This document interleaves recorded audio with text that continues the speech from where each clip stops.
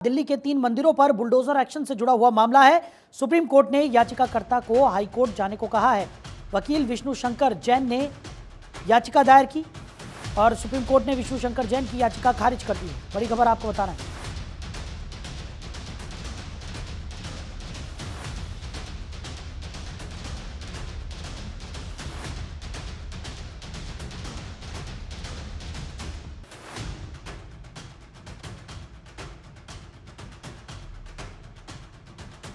तो 3 मंदिरों पर बुलडोजर एक्शन का यह पूरा मामला है। सुप्रीम कोर्ट ने याचिकाकर्ता को हाई कोर्ट जाने को कहा है। बड़ी खबर आपको बता रहे हैं। तो वकील विष्णु शंकर जैन ने याचिका दायर की, कोर्ट ने इस याचिका को खारिज कर दिया है। बड़ी खबर आपको बता रहे हैं। तो सुप्रीम कोर्ट ने विष्णु शंकर जैन की याचिका को खारिज कर दिया है। सुप्रीम कोर्ट ने याचिकाकर्ता को हाई कोर्ट जाने को कहा है। तो 3 मंदिरों पर बुलडोजर एक्शन का यह पूरा मामला है। बड़ी खबर आपको बता रहे हैं।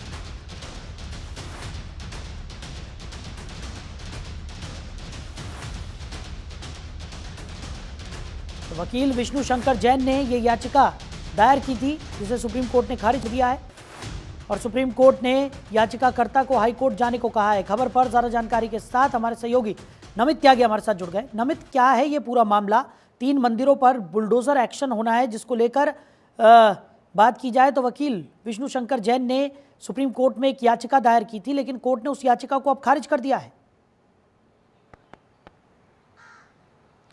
देखिए, बिल्कुल हाईकोर्ट के आदेशानुसार कल देर रात जो पड़पड़गंज विधानसभा है उसके मयूर विहार फेज 2 के इलाके के 3 मंदिरों पर डीडीए के द्वारा एक नोटिस चस्पा किया गया था। उस नोटिस में लिखा था कि ये इलीगल कंस्ट्रक्शन है। ये जो डीडीए के अंडर में जो ग्रीन बेल्ट का एरिया आता है, उस ग्रीन बेल्ट के अंडर में 3 मंदिर बने हुए हैं। ऐसे में उनके ऊपर कार्रवाई की जाएगी। जो नोटिस चस्पा किया गया था कल देर रात 9 बजे ये नोटिस चस्पा किया गया था और उसमें लिखा गया था कि सुबह 4 बजे तक जो ये मंदिर है इनके ऊपर कार्रवाई की जाएगी डीडीए के द्वारा। उसके बाद हमने देखा कि सुबह 3 से 3:30 बजे के बीच में जो डीडीए की पूरी टीम है वो उन मंदिरों के पास पर पहुंचती है कार्रवाई करने के लिए, लेकिन वहां पर अचानक से काफी ज्यादा जो इलाके के लोग हैं वो इकट्ठा हो जाते हैं और उसके बाद वहां पर काफी हंगामा होता है। इलाके के लोग डीडीए की कार्रवाई का विरोध करते हैं। मौजूदा जो वहां पर स्थानीय विधायक है पड़पड़गंज के बीजेपी के रविंद्र नेगी, वो भी मौके पर पहुंचते हैं और उसके बाद जो रविंद्र नेगी की तरफ से बयान आया, उन्होंने कहा कि मैंने खुद मुख्यमंत्री रेखा गुप्ता से बातचीत की, दिल्ली के एलजी विनय कुमार सक्सेना ने बात की और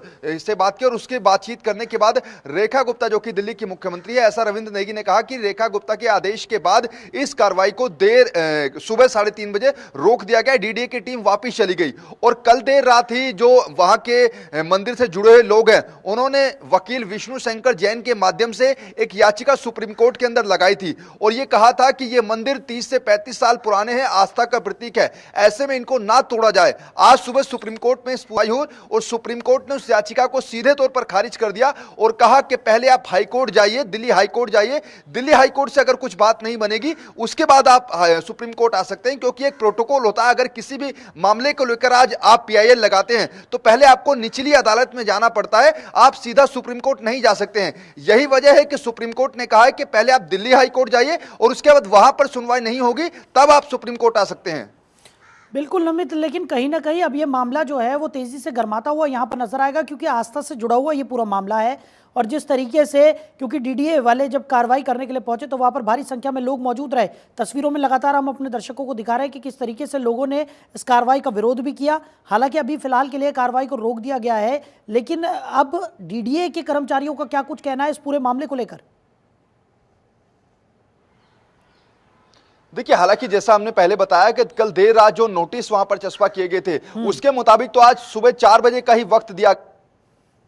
जिस तरीके से वहां पर विरोध प्रदर्शन देखने को मिला स्थानीय लोगों के द्वारा, स्थानीय विधायक के द्वारा, तब डीडीए ने कार्रवाई तो जरूर टाल दी थी, लेकिन अब सुप्रीम कोर्ट ने उस याचिका को खारिज कर दिया है। तो निश्चित तौर पर डीडीए अब आने वाले समय में अगले कुछ ही दिनों में फिर दोबारा से उस मंदिर के ऊपर कार्रवाई करने के लिए जाएगा। लेकिन जैसा हमने पहले भी दिल्ली के अंदर कई इलाकों के अंदर देखा है कि अगर मंदिर के ऊपर बुलडोजर की कार्रवाई होती है तो फिर आस्था और धर्म के नाम पर वहां के जो इलाके के लोग हैं वो उसका विरोध करते हैं और मामला जो है वो काफी तूल पकड़ जाता है। और दिल्ली के अंदर अब बीजेपी की नई सरकार बनी और ऐसे में कल जिस तरीके से रविंद्र नेगी ने कहा कि मुख्यमंत्री रेखा गुप्ता ने ही इस कार्रवाई को रोकने के आदेश दिए, तो ऐसे में कोर्ट का जो एक्शन, कोर्ट की जो आदेश है उसको आखिर दिल्ली सरकार रोक पाएगी या नहीं, ये बड़ा सवाल है। दूसरा ये कि जो आस्था का मामला यहाँ पर निकल कर आया, क्योंकि मंदिरों के ऊपर अगर बुलडोजर चलता है तो इलाके के लोग निश्चित तौर पर विरोध करते हैं। उनका ये कहना था कि ना ही डीडीए के अधिकारियों के द्वारा और ना ही मंदिर से जुड़े हुए समितियों के द्वारा जो इलाके के लोग हैं उनको इस बात की जानकारी नहीं दी गई थी। अचानक से कल देर रात 9 बजे आकर नोटिस चस्पा कर दिया जाता है और ये कह दिया जाता है कि सुबह 4 बजे तक मंदिरों के ऊपर बुलडोजर चल जाएगा। तो ये मामला अब सुप्रीम कोर्ट ने जो याचिका खारिज की है, अब ये मामला तूल पकड़ेगा, क्योंकि डीडीए जो है वो फिर दोबारा से मंदिरों के ऊपर बुलडोजर चलाने के लिए जाएगा। बिल्कुल। चलिए नमित, हमारे साथ जुड़ने के लिए, इस तमाम जानकारी के लिए आपका बहुत शुक्रिया।